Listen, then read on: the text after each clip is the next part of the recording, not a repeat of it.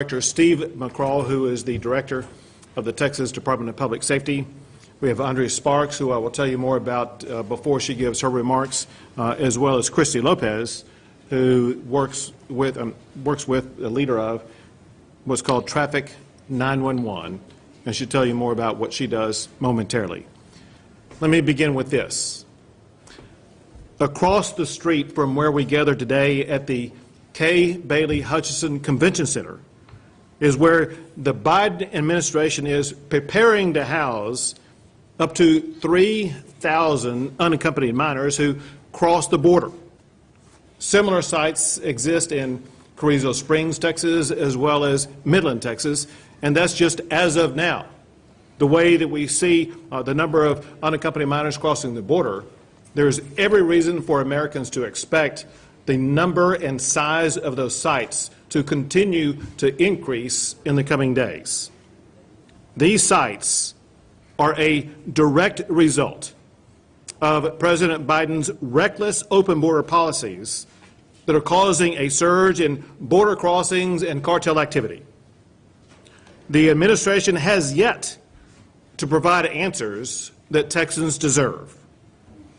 How long will these children be here? What countries have they come from, and what COVID variants have they been exposed to? Are they being tested for COVID, and if so, how is the administration handling those who test positive? Is the federal government following CDC quarantine protocols? What happens to these children if they do test positive for COVID, and if they do become ill, who is it that's going to be taking care of them?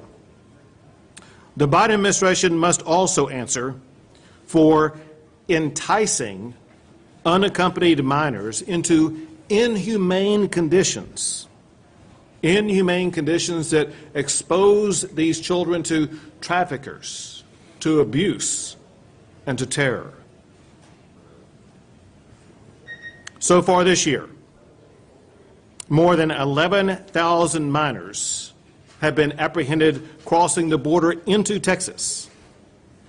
Children crossing the border rose 60% from January to February to more than 9,400 in February.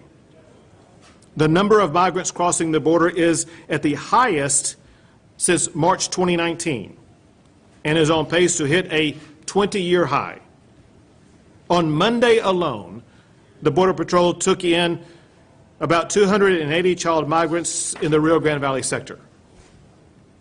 America needs to know how these children, some are young children, how they are coming across the border, and who is it that is helping these children come across the border. Americans need to know whether or not these children were harmed or abused in any way. They need to know if these children were assisted, coerced, or threatened by cartel members or by human traffickers. Were they forced to carry contraband as they made the trek across Mexico to the American border? All of this is vital information that can help America combat these human traffickers and prevent other children from being victimized.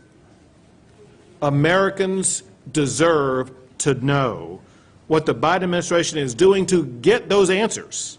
And Americans deserve to know what the Biden administration is doing to go after these human traffickers who are preying upon these young children.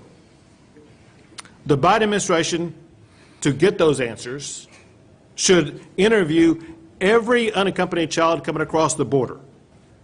They should determine if any child has been harmed in any way or victimized by human traffickers. Things like this are already being done very professionally and very compassionately for children in America who are victims of human trafficking. The children coming across the border, they may share information about human traffickers or other abusers. This information can help us root out human trafficking as well as other criminal activity. Now, doing these things is the federal government's responsibility. But once again, it is Texas stepping up and doing what the federal government should be doing. Weeks ago, I launched Operation Lone Star to help secure the border and combat the smuggling of people and drugs into Texas. The Texas Department of Public Safety has deployed 1,000 DPS officers, agents, and rangers to support Operation Lone Star. Today, we are expanding the scope of Operation Lone Star to crack down on human trafficking. The Department of Public Safety will work with the already long-standing Governor's Child Sex Trafficking Team, as well as with other organizations and agencies that have experience in dealing with human trafficking and child trafficking. The Texas Department of Public Safety has been and will be apprehending unaccompanied minors who cross the border. And when they do, they will be seeking information about human traffickers as well as other crimes that may have occurred. Today, I am directly asking the Biden administration to allow the Texas Department of Public Safety to access this facility across the street at the K. Bailey Hutchison Center, as well as the other federally run facilities in Texas, to be able to talk to these unaccompanied minors. We must get to the bottom of the human trafficking and put an end to it. The thought of any child suffering at the hands of human traffickers is completely unacceptable. We have a duty to crack down on this heinous crime and to prevent more children from being trafficked and abused. And our mission is especially important now with a massive surge in border crossings and with an administration in Washington that has not laid out a clear plan about how to address this challenge about human trafficking, or candidly, to be able to address the massive surge that's coming across the border. So whether it's securing the border or fighting human trafficking, the state of Texas will always step up and fill in the gaps that are left open by Washington. And I want to thank the brave men and women of the Texas Department of Public Safety who are on the front lines every single day. Their efforts are vital to work to address this humanitarian crisis and to keep our community safe. Leading the charge in keeping our community safe is Director Steve McCraw of the Texas Department of Public Safety. Governor, thank you. Certainly it's not my position to comment on policy, and as you know, we abhor having to do so, but sometimes, unfortunately, seemingly compassionate decisions made by our federal government, or federal courts for that matter, have resulted in the mass migration of women and children to Texas and elsewhere. And when that happens, it overwhelms Border Patrol immediately. And of course, the governor launched Operation Lone Star, obviously, because the cartels are leveraging those gaps that have been created by overwhelming Border Patrol and putting them in the defense in terms of detaining and all the resources they have to commit towards taking care of these children, which they must do, which is so vitally important. And it's important that they interview each of these and find out what has happened. But I can tell you that the challenge they have in interviewing these children is this, is they've been threatened by the cartels. When the cartel says, if you talk, we're going to go kill your families, they actually mean that. And if you're in Mexico or Central America from there, they have a great distrust of law enforcement and concern, and they believe that when the cartels say that. So it's a challenge to detect those things and work this. But in Texas, as the governor pointed out, we cherish children. It doesn't matter where they're from, and we have an obligation to pursue all crimes against children, regardless of where it happened. And unfortunately, many of these children, when they're brought across, are preyed upon by individuals amongst the smugglers, by the cartel operatives and others.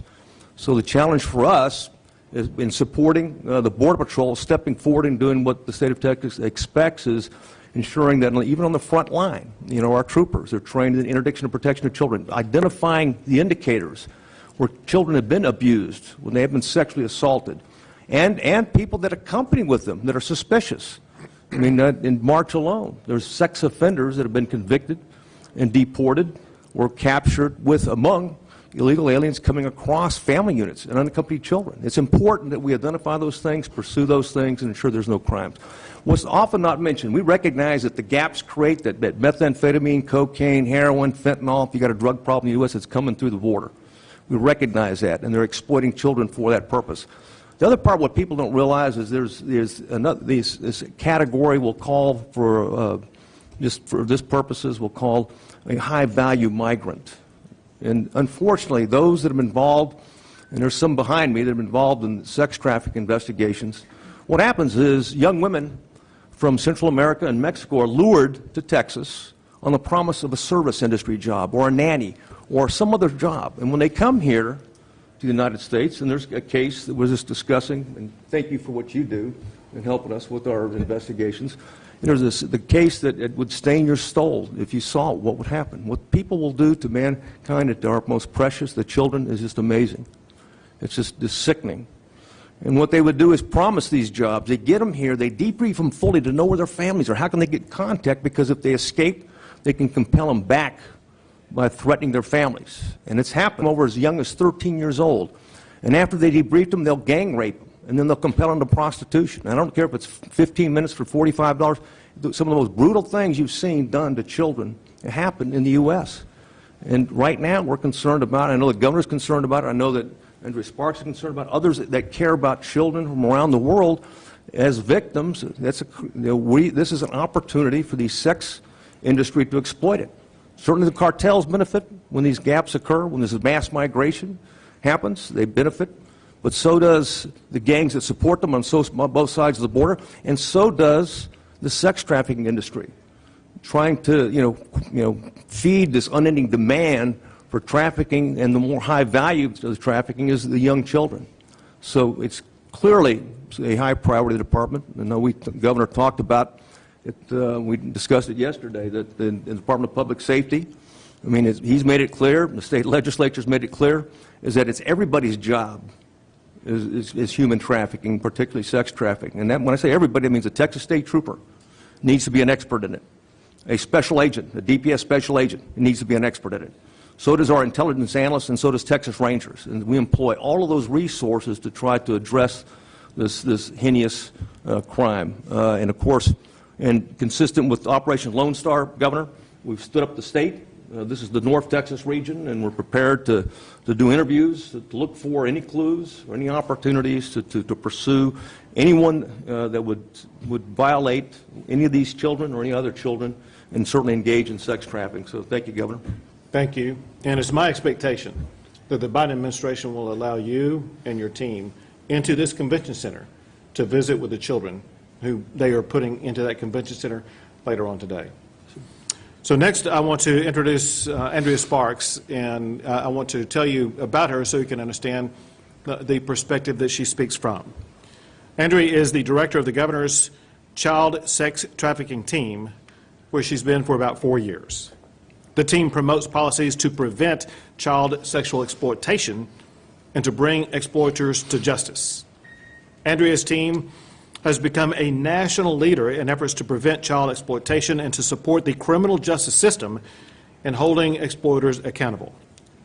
After graduating from the University of Texas School of Law, she served as a staff attorney at the Texas Supreme Court. After that, she went on to represent both children and families in child protection cases. Before coming to the governor's office, she served as the executive director of the Texas Regional Office for the National Center for Missing and Exploited Children. Andrea Sparks. Thank you, Governor. Thank you for assembling us here today to talk about this very, very critical issue. We are very concerned at the child sex trafficking team about the youth and the children who are coming across the border. They are in a perfect storm of vulnerability. We've heard stories that kids as young as 6 are crossing the border alone. And they are scared, they are confused, and they are very likely to end up in the hands of an exploiter from what we know about human trafficking and how it works. Our team has been at work for almost 5 years now, Governor, to build the model, the Texas model for commercially sexually exploited youth. And we have a system in place that can help any child, every child, who is identified as a victim of exploitation. So we work every day and are committed to preventing, identifying, and addressing child exploitation, whether that comes in the form of a pimp, or a gang, or a family member. Unfortunately, that happens, and even international cartels. And we do this on a daily basis with our partners that we provide support to and partner with on a daily basis at the Children's Advocacy Centers and at many other child-serving agencies across the state of Texas. We do that so that these kids get the safety that they need and deserve, and the services and supports they need to not only heal from their trafficking experience, but in order to thrive as a person, as a human being. And so with us today is one of those service providers, and I'm going to let her talk to you all in a minute. We do have specially trained advocates and case managers like Christy, all over the state of Texas in over 130 counties who can provide crisis intervention, long-term case management, and that trauma-informed care and supportive relationship that these kids need, especially if they're being exploited. And we stand ready, Governor and Director McCraw, to work with you as always to make sure that every child in Texas is protected from exploitation. Thank you very much. And as you mentioned, one of your partners is an organization, the name of which is Traffic 911. And from that organization, we have with us here today, Christy Lopez. Thank you for having us, Governor.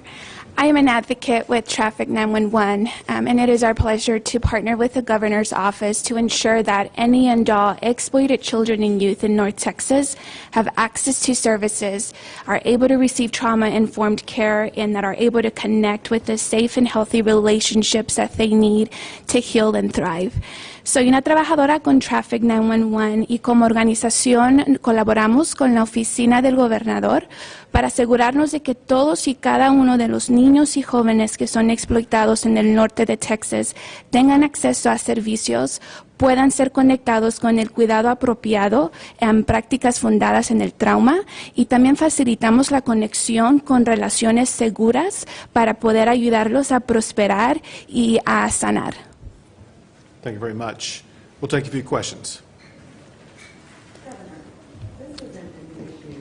There has been surges at the border in the past. There were children that were dying of COVID in the tents that was set up by the Trump administration. There have been children exploited for years. You've been the governor for 8 years.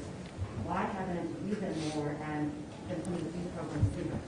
To be clear, every year that I have been governor, we have been engaged in border surges exactly like what we're doing now. From the first session that I was governor, the state legislature appropriated almost $1 billion for every biennium from the beginning until now, so that we do have the resources to deploy not only the Texas Department of Public Safety, but also the National Guard. And so for this entire time, moving in different numbers, but also maintaining a constant presence, both the Texas Department of Public Safety and the National Guard have been involved. There is something different this time, and far more prolifically than in the past. Quite often in the past, there has been a large number of single adults or family units coming across the border. What we're seeing now is far more prolific numbers in unaccompanied children making their way to locations like here in Dallas or Midland or other parts in the state of Texas. And as the Director McCraw pointed out, his team has been involved in the past in dealing with the human trafficking component about this. But because of the large number of children already, and because it is clear what is about to happen in the coming weeks and months, and that is the number of children you see have come across the border already is going to be a tiny fraction of what we will see in the coming months. We're trying to get ahead of this as much as possible and engage a team like this. That said, let me be very clear about this, and that is Texas is willing to step up and help out, but this is the Biden administration responsibility. In part, immigration is always a federal responsibility. In part, it's the policies that have been adopted by the Biden administration that have escalated the number of children coming across the border, where the Biden administration has made it clear that if you are an unaccompanied child, you will be allowed to come into the United States. That means that we need to engage more now than ever before with regard to the human trafficking component. That said, again, to be clear, my expectation is today the Biden administration will step up and do its job to address the human trafficking component about this. If they fail to do so, for one, they should answer to Americans why they are failing these children in this human trafficking enterprise. But also, if they fail to do so, we will use every tool that we have available to us to fully address this challenge. These children coming in were already held by the former administration. That is the Republican administration of former President Trump. It's not like these children are newcomers who found themselves in here. They are children who are being held in inhumane circumstances, and the Biden administration is trying to make sure that the image of America is not soiled, doesn't become this bad image of see what they are doing to children. So giving them over to FEMA and HHS is basically an institution of the American federal government that's going to take care of them, but they will still be within the confines of American government, and you're part of that government. Are you politicizing this issue, or why do you think that the inhumane methods should be used? These children should suffer if they are victims of child trafficking. If that is what is being done to help them, why are you against what is right? Why are you making America look bad before the international community? Several things in response. As I've made clear, Texas, as a state, coming out of our own state budget, have been very aggressive in dealing with the challenges coming across the border during the entirety of my governorship and then preceding my governorship. Texans should not have to be coming out of Texas taxpayer pocketbooks to do the federal government's job. During the course of our response, Director McCraw and his staff with the Texas Department of Public Safety and others have been engaged in this process of trying to root out the human trafficking element. But let's clarify something that you said that I disagree with. The Biden administration opened the floodgates to any child who wants to come across the border is going to be able to come across the border. And I know from what's going on the ground, they are completely ill-prepared for this. One easy example, and that is when the amount of children coming across the border turned out to be far more than what they expected, they had no clue where to send those children. On, what was it, Saturday night, this past Saturday night, there was an email sent from Federal Health and Human Services to my staff at 9:30 p.m. that I did not get until about 10 p.m. on Saturday night, where Federal Health and Human Services, they were scrambling to try to find some location where to send those children. And they eventually wound up deciding over the night those children would be going to Midland, Texas, without knowing whether or not there's running water or workable sewage or what the conditions may be. They were scrambling, talking to other locations around the state of Texas, trying to find a location for the children who are coming to Dallas, Texas. The Biden administration is completely not prepared for the number of children coming across this border. And the worst thing about it, however, and this is maybe the most important thing I could tell America right now, what the Biden administration is doing by allowing any child who wants to come across the border to come here, it means that he is going to subject thousands upon thousands upon thousands of children to the horrific trauma, maybe assault and human trafficking that these children have to go through as they make that trek through the border. I urge President Biden, do not traumatize these children by enticing them to make this trek. President, you have the ability to put an end to this and ensure the safety of these children by not enticing them into that very dangerous trek. Governor, the first point that you made today was about the potential spread of the coronavirus and that these unaccompanied children may add to that spread. There are people out there, Governor, respectfully, that will say you dropped the mask mandate last week, you lifted all coronavirus restrictions. To those who say you aren't the right person right now to be speaking about potential additional spread of the coronavirus, what would you say to them? When we make decisions about opening up, which, by the way, when I made my announcement, Texas was already open up 75%. So we went from 75% to 100%. And that decision was based upon several different data points. It was based upon the reduction in the positivity rate, which the last I saw was yesterday. It dropped down to 6% for 2 days in a row. It was based on the dramatic reduction in hospitalizations, which is the lowest in 6 months. The positivity rate is the lowest in almost 10 months. And the vaccines have just continued to increase. Very importantly, we look at those who are most in danger of either losing their life or being hospitalized because of exposure to COVID. And those are people who are age 65 and older. And well over 55% of the people who fall into that most vulnerable population for COVID have received a vaccine shot. My point is this: decisions were based upon metrics as they existed at that time. Those metrics are changing, not by the positivity rate of the people who are coming across the border, but by the number of people coming across the border who have COVID and who may be bringing variants in. The key point that I wanted to make about COVID was really the variant.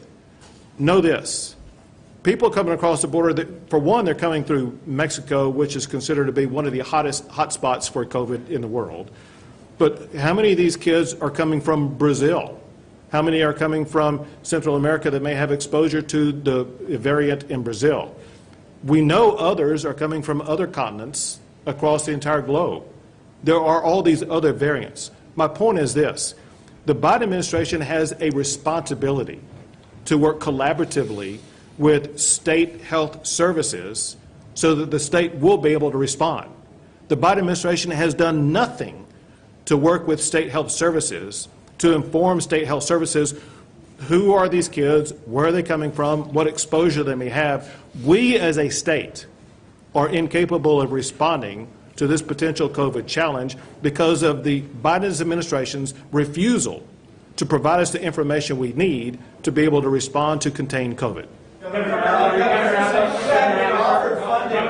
you saying that the main thing to do Sure, is to keep these children? So he had been offered health funding by the White House to test migrants. Can you Sure. comment on why you rejected that funding? I'll be happy to.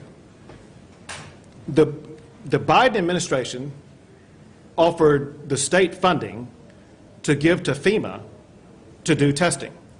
The F in FEMA stands for federal.